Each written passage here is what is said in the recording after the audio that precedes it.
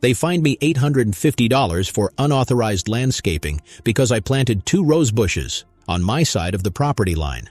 41 days later, they realized the deed line cut exactly 3.7 feet deeper than their map showed, and by then, I'd already filed the papers that would end their reign. Welcome to my channel. I'm Evan Mitchell, civil engineer from Lakeview, Colorado, and for the past year, I've been in a tug-of-war with the most power-drunk HOA board this county's ever seen. If you care about fairness and property rights, hit subscribe. It helps the next guy who gets a citation for breathing too loud on his own porch. And hey, where are you watching from? I moved here after my wife Claire passed 2 years ago. She'd wanted a quiet Lakeview, something simple and stable. That's what she said. I thought buying a house in a managed community would honor that. Rules, order, safety. Instead, it's what tore my calm apart. My daughter, Abby, still keeps her mom's gardening gloves on a hook by the door, though she's stopped trying to use them. They said the dirt's not ours, she told me once, holding up a handful of soil like it was contraband. That was the day I stopped letting the HOA talk to her at all.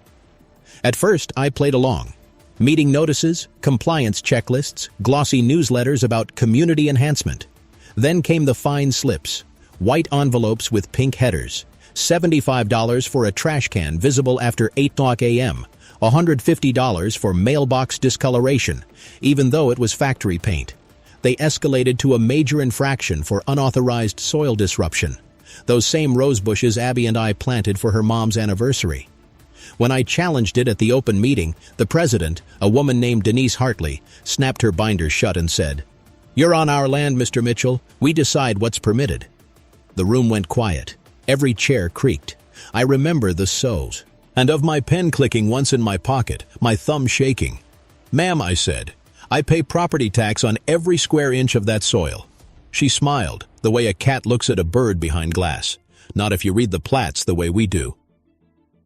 That night, I sat in my garage with the old blueprints spread across the workbench, every boundary highlighted under the glare of a halogen lamp.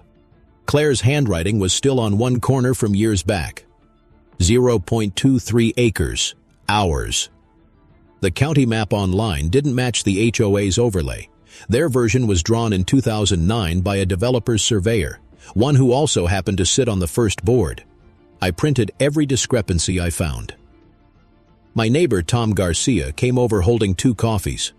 "You're doing the deep dive, huh?" he said.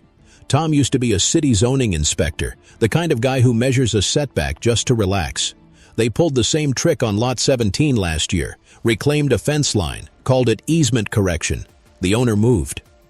That's when I decided to stay, not just for me, but because running was what they wanted, and because Claire used to say, "Fix the system, don't flee from it." The next morning, I went down to the county assessor's office. I asked for parcel 1129B, cross-reference map 7C. The clerk, a patient woman with reading glasses halfway down her nose, ran her finger over a dusty microfilm print. "Funny," she said.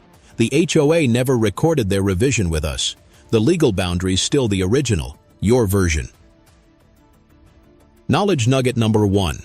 In most U.S. counties, HOAs can't unilaterally redraw boundary lines or easements without recording amendments at the county level. If it's not recorded, it's not real. I left with 3 certified copies and a small thrill of vindication. But the thrill lasted maybe a day before the harassment started. A random lawn inspection. 2 board members photographing my driveway. A courtesy. Notice taped to my door about suspicious materials stored in garage. The blueprints, I guessed. I documented everything. Dates, times, faces. Built a binder thicker than a phone book. Tom joked I should invoice them for clerical labor. Abby just said, "Dad, can we move somewhere without people?" I told her no. We'd fix it here. By the end of that week, I'd attended my second board meeting. They talked about me in third person, as though I weren't sitting 10 feet away. "Homeowner of 221, one said. "Non-compliant again." Denise leaned into the mic. "If we don't enforce evenly, we lose authority." I replied quietly, "Authority isn't something you lose. It's something you abuse until it collapses." She tapped the gavel. "You're out of order." No one clapped, but I noticed a few nods around the room. People were tired of her reign. That night, Tom and I mapped out every infraction they'd issued over the last year using public violation logs. Out of 314 citations, 191 were on streets near mine. Denise's political enemies mostly. Selective enforcement in bright red ink. The smell of printer toner hung in the air while we stapled pages. My fingers were smudged with ink by midnight. I stared at the stack and realized this wasn't about roses or fences. It was about control, about a woman who thought she owned people. And maybe, I thought, she'd learn what ownership really meant. I didn't sleep much that night. Every creak of the house sounded like another summons nailed to my door. By morning, 2 more envelopes sat in the mailbox, both stamped urgent. One for improper porch lighting, another for unapproved exterior color variants. The light was a standard 60-watt LED. The paint was beige. I brought them straight to Tom. "They're building a paper wall," he muttered, flipping through the stack. "You need someone who speaks their dialect." He meant an attorney. That's how I met Laura Denton, a municipal lawyer who carried her files in color-coded binding. And sipped coffee from a thermos that said, "Due process or bust." She read every citation like she was tasting bad soup. Selective enforcement, procedural errors, lack of recorded authority. "They're sloppy, Evan." She leaned back. "But sloppiness isn't enough. We need proof of motive or misuse." I told her about Denise, about the mysterious boundary changes. She smiled thinly. "You might be sitting on the fuse." The next weekend, the HOA held a community cleanup day. Denise strutted down my street in a red blazer and heels like she was running for office. When she saw me trimming my hedge, she called out, "You're still in violation, Mitchell. You'll get another notice." I wiped sweat from my forehead. "You might want to check your maps before you find someone for tending their own yard." Her smile faltered. "Our maps are accurate." Tom whispered, "You just poked the hive." A few neighbors slowed their raking, pretending not to listen. One whispered to another, "He's the guy with the roses." By that evening, I'd received an email marked, "HOA hearing scheduled, mandatory attendance." The body read, "Agenda, repeated non-compliance and potential revocation of common area privileges." They were going to try to ban me from the lake, Claire's Lake. At the hearing, the board sat in a row behind folding tables, microphones set up like it was Congress. Denise leaned toward hers and said, "Mr. Mitchell, your repeated disregard for HOA standards has forced us to consider stronger remedies." "Like what?" I asked. "Suspension of access to shared amenities, fines up to $5,000, and potential lien placement." Laura nudged me to stay calm. She whispered, "Let them dig." When Denise waved a printed plat map, I caught the logo of a private engineering firm at the bottom, Hartley Surveying, LLC, her own name. She'd redrawn her neighborhood map under her own company. That was the moment my pulse slowed, because now I had something tangible, a conflict of interest. Knowledge nugget number 2. In most states, HOA board members must recuse themselves from decisions where they have a financial or professional interest. Violating that can void board actions and open personal liability. After the hearing, Laura and I requested all board meeting minutes and financial disclosures under the state's Common Interest Transparency Statute. Denise stonewalled us, so we filed an open records request with the county. While we waited, harassment picked up speed. Someone filed a noise complaint every other night. The sheriff's deputy, clearly embarrassed, said, "Look, I've got to respond when they call, but I know this is nonsense." The HOA even sent a wellness check through code enforcement, claiming my yard clutter indicated mental distress. Tom laughed until he saw my face. "They're trying to wear you down," he said. They almost did. One Friday, Abby came home from school crying. "Mom's garden's gone," she said. I ran outside. The HOA's hired landscapers had ripped out the rose bushes, roots and all. A note on the soil read, "Violation corrected. Replanting not authorized." I took pictures, date stamped, measured the disturbed soil depth, 4 inches, bagged a clump of it in a Ziploc as evidence.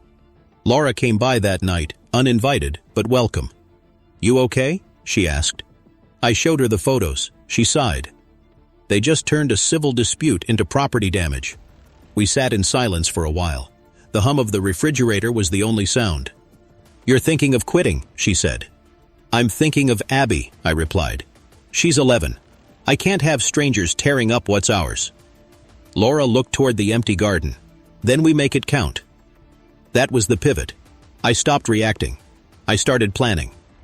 I spent the next week at the county recorder's office, cross-referencing every easement, title, and lien attached to our subdivision. On the third day, a clerk handed me a dusty folder marked Right-of-Way Agreement 1984. Inside, a handwritten clause granting perpetual access for maintenance of a drainage canal right through the land Denise's survey claimed as HOA property, the same strip of land that contained her private pathway to the lake. If that easement still stood, the HOA couldn't legally restrict access, and since it was recorded decades before the HOA existed, it superseded their authority. I didn't tell anyone yet, not even Laura. One evening I ran into Denise while walking Abby to the dock. She looked smug. "Still clinging to your paperwork?" she asked. "Just keeping the records straight," I said. "Records are what we certify," she replied. "Not anymore," I murmured. Tom chuckled when I told him. "You've got leverage, don't you?" "Maybe," I said, "but not yet. Let them make one more move." And they did. A week later, I found a bright orange notice taped to my door. Final warning, board vote, pending to suspend member rights. They'd scheduled the vote for May 17th, 7 o'clock p.m. I marked the calendar, circled it twice, and began counting down the days. Now I was the one waiting for them. If you've ever been bullied by an HOA or watched one implode from arrogance, drop your story in the comments so others can see how common this is.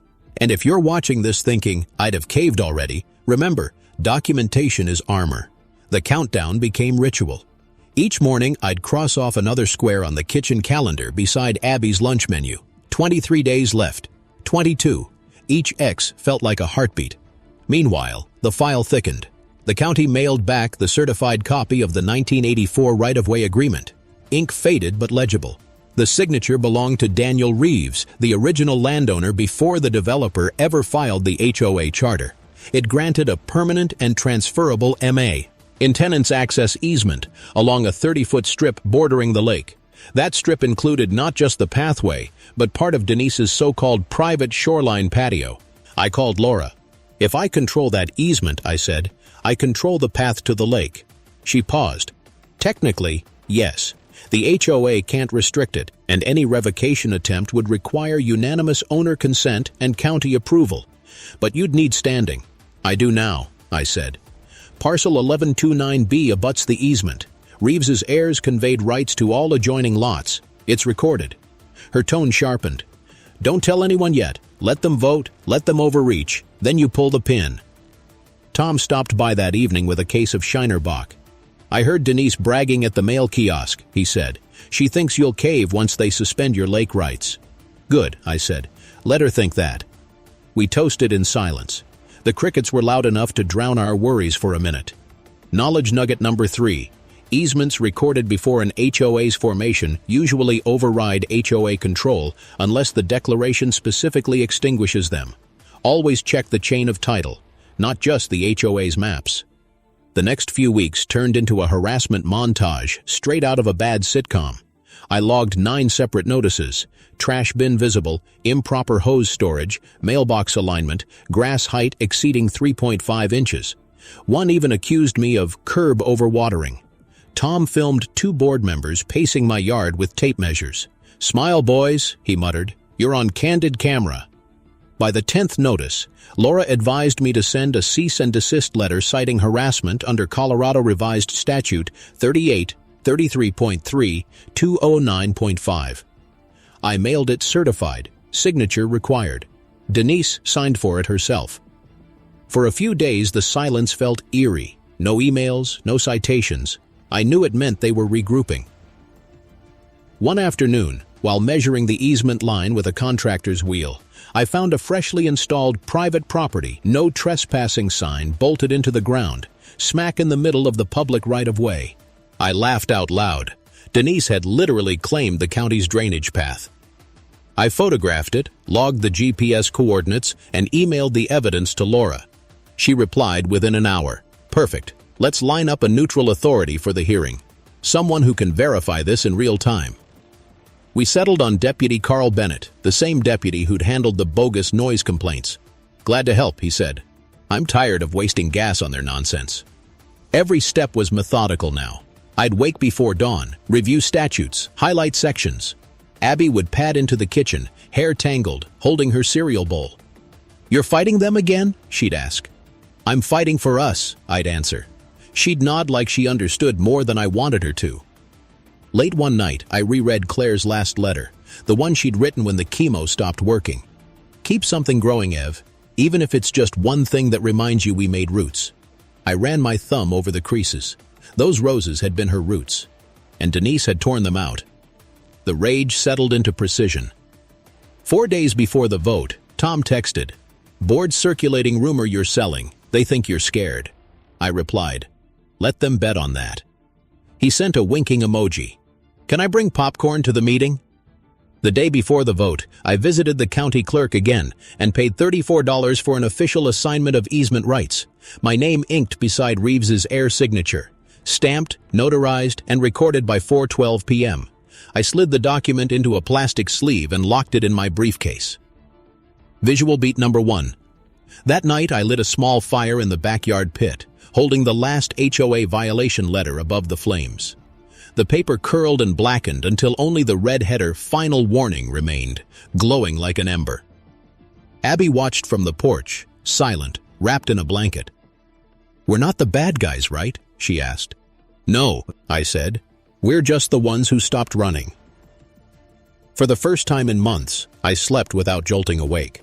The morning of May 17th arrived bright and crisp. I shaved, ironed my shirt, packed the binder, the easement assignment, and 3 certified plats. Laura met me at the driveway. "You ready?" she asked. "Ready," I said. "Let's give them their vote." As we drove to the clubhouse, Tom followed in his pickup, recording everything with a dash cam. We pulled into the lot just as Denise stepped out of her Lexus, red blazer flashing like a warning light. "This'll be quick," she told the vice president. I smiled. "It sure will." If you've ever sat through a rigged HOA meeting where truth didn't seem to matter, what would you do differently? Speak your piece in the comments, or at least like the video so more homeowners learn their rights. The meeting room smelled like stale coffee and copier toner. Folding chairs filled the back wall, packed with homeowners fanning themselves under fluorescent light. I could feel the buzz in the air, anticipation mixed with quiet resentment. Everyone was tired of Denise, but no one had dared to challenge her outright, until tonight. The board sat in their usual lineup, nameplates gleaming. Denise Hartley, President; Carl Jenkins, Vice President; Sandra Lee, Treasurer; Rick Owens, Secretary. I took my seat in the front row beside Laura. Tom set up his phone on a small tripod. Deputy Bennett stood quietly near the back wall, his badge catching the light. Denise clicked her microphone. "This special session is now called to order at 7 p.m. May 17th. Her tone was syrupy. Agenda Item 1, Suspension of Member Rights for Lot 221. She looked right at me. "Mr. Mitchell, please stand." I stood. The scrape of my chair echoed too loudly. "You've been found in repeated violation of community standards," she continued, flipping through a folder. "Unauthorized planting, obstruction of lake access, disrespect toward board members." Laura Inte erupted. "Point of order.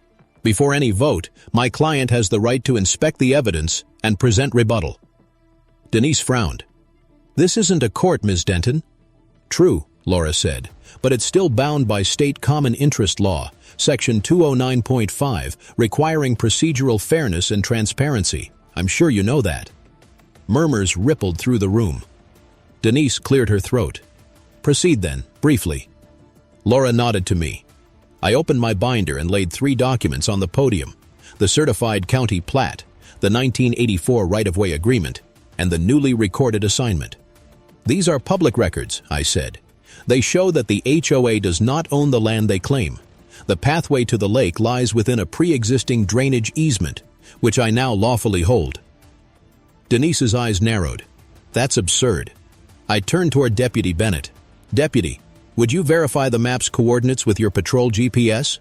He stepped forward, unfolded the printed map, and keyed his handheld unit. The beep was sharp in the silence. "Coordinates match county GIS," he said. "That strip is public easement, not private HOA land." A gasp went through the crowd. Denise stammered, "That can't be. Those records were updated. They weren't, I said. Your survey firm, Hartley Surveying, LLC, never filed an amendment. I have confirmation from the county clerk. The vice president, Carl, looked suddenly nervous. Denise, did we check that? She glared at him. Of course we did. I pulled out one more page, the signed receipt for my cease and desist letter, her signature in blue ink. You were notified of the harassment pattern and chose to escalate anyway. Laura stepped in. Madam President, at this point, continued enforcement could constitute abuse of authority and intentional infliction of emotional distress under state statute. My client requests immediate cessation of all fines and public acknowledgement of overreach. For once, Denise looked cornered, but she wasn't done yet. Even if the easement exists, she said, it doesn't grant ownership. The HOA still governs appearance and usage. Agreed, I said, which is why I didn't claim ownership. I acquired rights of access and maintenance, meaning I now hold the legal duty and power to manage that strip. Knowledge nugget number 4.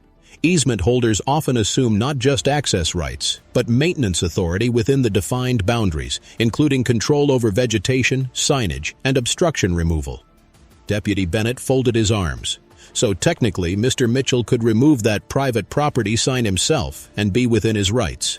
Denise's mouth tightened. You can't be serious. He shrugged. Law's the law. Visual beat number 2. I walked calmly to the podium, took out a small folder, and set down the signed assignment. Madam President, I said, since this board's jurisdiction doesn't extend to the easement, this vote is void. I tapped the page. Meeting minutes will reflect that. The audience began whispering louder now, phones recording, heads shaking. Tom whispered, You just flipped the boardroom. Denise slammed the gavel. Enough! This meeting is adjourned. But it wasn't, because Laura spoke again, steady and clear. No, Madam President. Adjournment requires a motion and a second, and I believe the Vice President is still deciding whether to stand with you. Carl shifted uncomfortably. I moved to table all actions against Mr. Mitchell pending review. Seconded, Sandra said softly. Denise froze. 2 votes against her. The motion passed. As the crowd began murmuring approval, I gathered my papers, nodded once to Bennett, and turned to leave. Denise hissed, This isn't over. I smiled. Oh, it's barely begun. Outside, the night air felt electric. Tom slapped my shoulder. You just made HOA history. Law, Yura grinned. We'll file for injunctive relief tomorrow. She'll have to defend every past fine on record. I looked back at the clubhouse lights reflecting off the lake. For the first time in a year, it felt like mine again. Not in ownership, but in peace. Have you ever seen power collapse in real time, like watching a dam crack from one hairline fracture? Tell me how it looked in your community, or what you'd have said standing there. The news spread faster than I expected. By morning, half the neighborhood group chat was buzzing with clips from the meeting. Denise's face frozen mid-denial.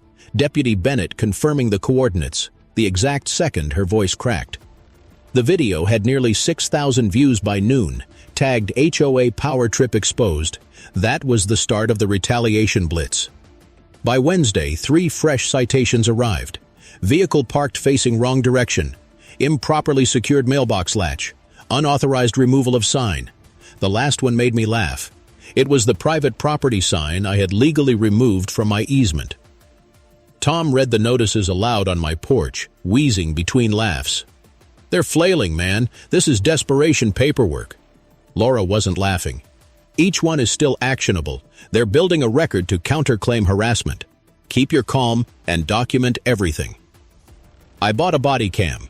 Cheap, but clear enough. Each time I left the house, I clicked it on. When HOA patrol volunteers walked past, I greeted them with polite nods, recorded timestamps, everything logged. One night, around 11:40 p.m., headlights flashed through my blinds. I stepped outside. A white SUV idled at the curb, hazard lights blinking. Denise sat inside, phone up, pretending to talk. When she saw me filming, she sped off. The next morning, the HOA Facebook page featured a post titled, Community Safety Concerns, Aggressive Homeowner Filming Volunteers. My photo, cropped from the footage, right beside the caption. Abby saw it before I could delete her account's notifications. Dad, she whispered, why do they hate us? I knelt down, brushed her hair back. They hate what they can't control. That's all. The next day, Laura filed a temporary restraining order citing harassment and defamation. The county judge, bored but fair, signed it for 30 days pending hearing. But the stress hit me hard. Sleep vanished. Every creak in the walls felt like another attack. Tom found me one morning sitting in my truck at 5 a.m. engine off, just staring at the HOA office down the road. "You gotta breathe," he said. "They want you rattled. Don't give them that satisfaction." He was right. I needed to outthink, not out-yell. So I pivoted. I filed public information requests with the State Real Estate Division for all HOA insurance filings. 2 weeks later, a thick envelope arrived. Inside, declarations showing that the HOA's directors' officers, DO policy, excluded claims involving unrecorded property disputes or fraudulent filings, meaning if Denise's survey business had indeed altered maps, their insurer wouldn't cover her. That was the missing domino. I drafted a quiet email to the board. Every member except Denise. "Dear Board, attached please find the public insurance declaration for policy number C471982. As you will note, unrecorded land filings constitute a material breach of coverage. I would encourage you to review this before the next meeting. No threats, no grandstanding, just fact." Within hours, Carl, the vice president, called me. "Evan, we had no idea. She never told us she used her own firm for the mapping. If this voids our policy—" "It does," I said gently. "I'm not here to destroy anyone. I just want transparency."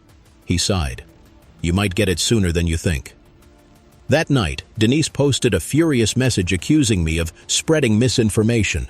It vanished within an hour. Rumor had it that Sandra, the treasurer, deleted it after warning her about libel exposure. Toro. The pressure cooker hissed louder. Visual beat number 3. I stood by the window as rain streaked down the glass, watching lightning flicker over the lake. On the table lay 3 things: the easement assignment, the restraining order, and a newspaper clipping about HOA reform bills pending in the state Senate. The sound of thunder felt like punctuation. By early June, Laura and I prepared for the final showdown, a county compliance review that would audit the HOA's filings, finances, and boundary certifications. Denise thought it was routine. It wasn't. We'd filed the complaint that triggered it. That morning, Tom dropped off coffee and a fresh notepad. "You ready for round 2? I nodded. "This isn't about me anymore. It's about everyone she steamrolled." He smiled. "That's how you win. You make it about more than 1 yard." As we packed the files, I looked around my living room. Binders stacked, maps rolled, envelopes tagged. It looked less like a home and more like a command center. Abby had drawn a small sign on a sticky note and stuck it to my laptop. "For Mom." I traced the letters with my thumb and whispered, "Yeah, for her too." If your HOA ever crossed a line that made you feel powerless, what would you do? Lawyer up, buy leverage, or start gathering evidence? Tell me how you'd fight back. The county compliance hearing was scheduled for June 12th at 9 a.m. Room 214 of the Civic Annex, the kind of beige government space where truth either dies quietly or detonates in fluorescent light. I arrived early with Laura and Tom, each of us carrying a box of evidence. Abby stayed home with her aunt, but she made me promise to text the moment it was over. When Denise walked in, she looked different, less polished, more frantic. Her red blazer wrinkled, makeup a shade too thick, hair tied in a hasty bun. The board trailed behind like reluctant bodyguards. The neutral author, Ritty, Inspector Ray Collins from the State Department of Regulatory Affairs, stood at the front, clipboard in hand. "Good morning," he said. "We're here to address complaint file number 22904 regarding Maple Ridge HOA's compliance with recording and insurance requirements." Laura gestured for me to stay silent. This was her arena now. Denise opened with a confident tone. "This is all a misunderstanding. The complainant, Mr. Mitchell, is a disgruntled homeowner who's been in violation since last year." Collins raised a hand. "We'll address homeowner conduct later. Let's begin with your filed survey and insurance declarations." He clicked a remote, and a projector displayed the HOA's boundary map. According to county records, this map was submitted under Hartley Surveying, LLC. Your firm, Ms. Hartley? She hesitated. "Yes." I provided my professional services pro bono to the association. And did you file a conflict of interest disclosure? No, it wasn't necessary. It was, he interrupted, tapping his clipboard. State statute 38 to 33.3, 310.5 requires written disclosure for any professional service provided by a board member. Failure to do so invalidates the filing. Denise's face drained. That's absurd. Everyone knew. Not according to these minutes, Collins said. They record no such acknowledgement. Laura leaned over, whispering, He's citing exactly what we fed him last week. Then Collins turned to me. Mr. Mitchell, do you have your documentation? I stood, opened the binder, and laid out the easement assignment, certified plats, and insurance declarations. These demonstrate that the HOA operated without valid coverage for 2 fiscal years while enforcing fines and property restrictions under disputed authority. He nodded. I see that. And your evidence includes photographic proof of sign placement on public right-of-way? Yes, sir. He checked a box on his form. That's a violation under Section 31.7, misrepresentation of jurisdiction. The county will require immediate corrective action. Denise tried one last counterattack. He's weaponizing technicalities. These are minor clerical issues. Laura smiled. Clerical issues don't void insurance policies, Madam President. Fraudulent filings do. The room went so still you could hear the hum of the air vent. Collins closed his folder. Effective immediately, Maple Ridge HOA's authority to levy new fines or enforce property restrictions is suspended pending audit completion.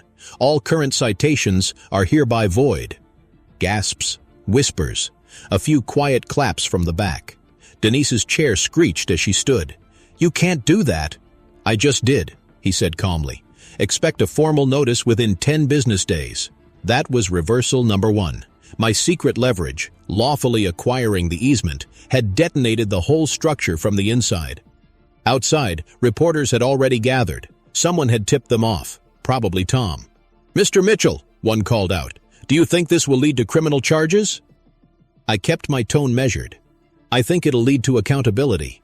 The rest is up to the investigators. Laura added, this isn't about vengeance. It's about restoring trust in local governance. We walked to the parking lot, the air thick with relief and disbelief. Tom slapped my back. You just out-lawyered a lawyer. I exhaled. We're not done yet. He grinned. I know that look. You've got another card hidden. Maybe, I said, opening the truck door. But this one's not for me. That evening, the HOA's group chat erupted. Members demanding resignations, emergency elections, refunds. By midnight, Denise had locked the thread and deleted the page entirely. Laura called me around 1 o'clock a.m. You realize you could sue for damages, right? I don't want money, I said. I want reform. You sound like a civic candidate, she teased. Don't curse me, I said, but I smiled for the fight. First time in weeks. By dawn, I stood outside watching fog roll off the lake. The world was quiet again. No inspectors, no notices, just the slow sound of water lapping against the dock. Abby stepped beside me, still in her pajamas. Did we win? Not yet, I said, but they stopped taking what wasn't theirs. She nodded thoughtfully. Then maybe now you can plant new roses. Maybe I will. If your HOA collapsed under its own arrogance, would you rebuild it or replace it entirely? Tell me where you stand. Reform or revolution? By the end of that week, 3 of the 4 board members had resigned. Only Denise clung to her title like driftwood. She called an emergency town hall in a last-ditch attempt to salvage control. The notice came printed on bright yellow paper, taped to every mailbox. Mandatory meeting. HOA restructuring discussion. Laura read it and smirked. She's walking right into your closing argument. The meeting took place in the same clubhouse, but the energy was different this time. Crowded, tense, half the neighborhood already filming. Denise took the mic, face flushed, and started with her usual line. We've faced misinformation campaigns, but I assure you, Maple Ridge HOA remains strong. From the back, someone shouted, You mean corrupt? The room rippled with applause. She slammed the gavel. Order! We will not tolerate defamation. I stood slowly. Then stop earning it. The noise quieted instantly. She glared at me. You're not recognized to speak. Doesn't matter, I said. Under Article 5, Section D of your own bylaws, any homeowner can present a motion for community action if the board is under investigation. That's the clause you forgot to delete when you rewrote the rules last year. Gasps and murmurs again. Tom whispered, "You really read every page, didn't you?" I stepped forward. I moved to dissolve the current board pending election of an interim reform committee composed of residents without prior disciplinary actions. Carl, who had been silent since the audit, raised his hand. Seconded. Denise's voice cracked. "You can't. This isn't—" Laura interrupted. "It's perfectly lawful, and since the state audit confirmed misuse of authority, the motion is automatically actionable tonight." The crowd clapped and cheered. Some even stood. Denise banged the gavel again, frantic now. "You'll regret this, Mitchell. You're tearing down everything we built." I met her eyes. "You built walls around people who just wanted homes. We're tearing those down." Deputy Bennett was there again, standing by the exit as a neutral witness. He stepped forward and said in that calm, unshakable tone, "Ms. Hartley, by order of the county inspector's temporary suspension, you're prohibited from conducting further board business until the audit concludes. You'll need to hand over association records." She froze, hand on the gavel, then slowly set it down. "You're humiliating me." I said softly, "No, Denise. You did that yourself when you forgot your job was to serve, not rule." She left the mic on the table and walked out without another word. The door clicked shut behind her. The crowd exhaled, as if the air itself had been held hostage. Tom started clapping first. Then everyone joined in until it became thunderous. Visual beat number 4. I lifted the stamped deed copy high enough for everyone to see, the one that started it all. Cameras flashed. Someone shouted, "To the new committee!" Later, after the crowd dispersed, a small group stayed behind to clean up. Sandra approached me, eyes tired but relieved. "You didn't just win, you reset the whole thing," she said. "Then let's make it worth something," I told her. "Term limits, open records, audits every 6 months. Transparency shouldn't be revolutionary." Laura leaned against the wall, flipping through her binder. "That's your second reversal right there. Trading leverage for reform." She was right. Reversal number 2, the reform deal. The only thing that would make the victory real was if we built something better in its place. Over the next few weeks, we drafted the Maple Ridge Community Charter, a new set of bylaws mandating open votes, budget transparency, and a resident-led ethics panel. Tom chaired it. Sandra handled accounting. I oversaw records access.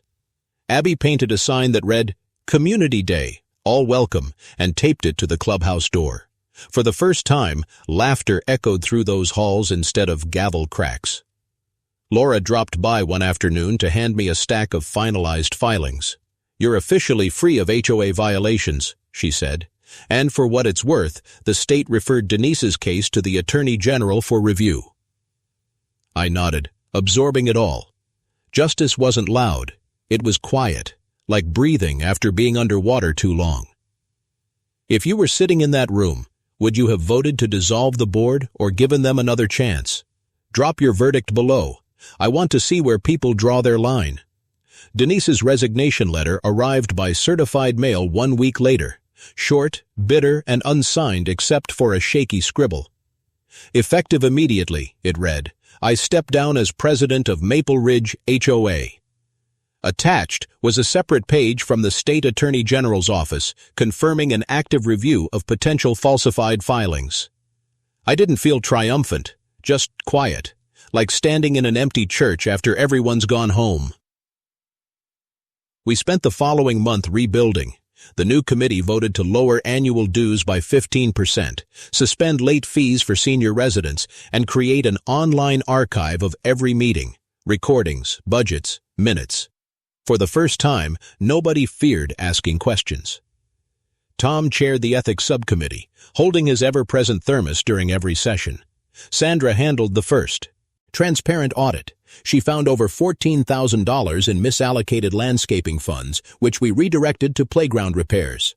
And Laura, now a volunteer legal advisor, helped draft our community access charter, guaranteeing residents open records within 10 business days. At the dedication of the restored lakeside path, Abby tugged my sleeve. "Can we plant the roses now?" We did.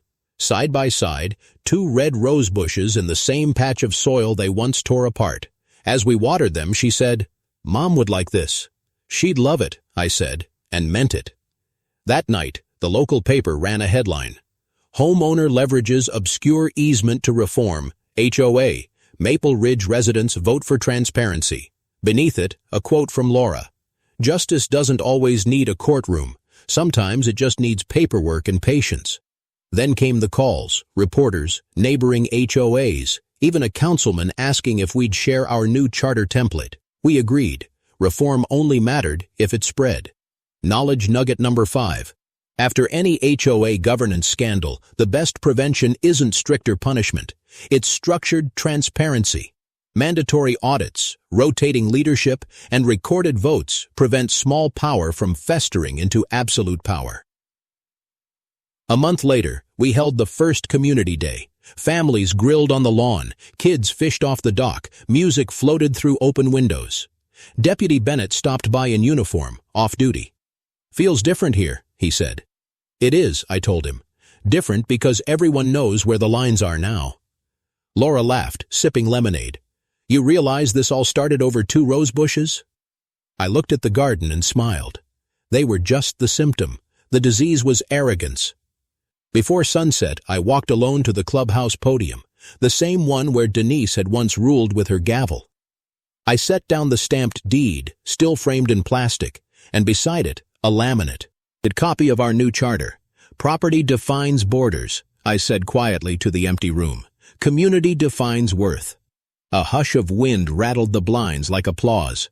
If you believe I fought the right way and this is how it should end, say a few words in the comments for your friend. Subscribe so future videos reach you first. And as a responsible citizen, share this so others learn and get inspired. That's on us. Aftermath came slowly but clearly. The audit report confirmed every violation: misuse of funds, unrecorded amendments, intimidation tactics. Denise accepted a consent decree, barred from holding any HOA position for 10 years, fined $8,000, and ordered to reimburse legal costs. Maple Ridge flourished. The playground reopened, seniors held morning yoga by the lake, and homeowners from nearby subdivisions came to study our charter. A year later, the local college created the Claire Mitchell Scholarship for Civic Integrity, funded by community donations. Abby presented the first award herself. When I drive past the roses now, I think about what Claire wrote. "Keep something growing." I did, just not the way I expected. And when people ask if I'll ever run for office, I tell them no. I already got my vote. May 17th, 7:00 p.m., the night my community chose accountability over fear. Because sometimes, justice isn't loud. It's a gavel setting down for the last time, a binder closing, a porch light glowing on a peaceful street. And if you've ever fought for your little patch of fairness and refused to back down, then you already know how this story ends.